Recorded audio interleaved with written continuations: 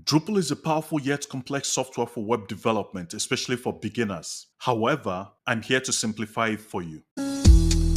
Hey there, how's it going?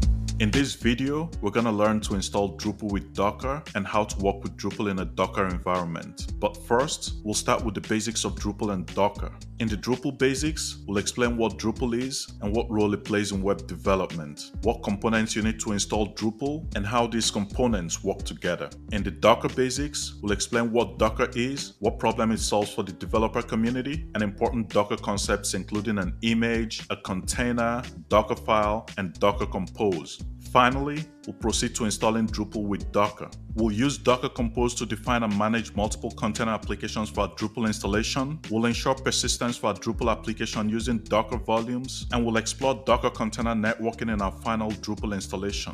This video series is brought to you by 160bits. Don't forget to like, subscribe, and enable notifications for future videos.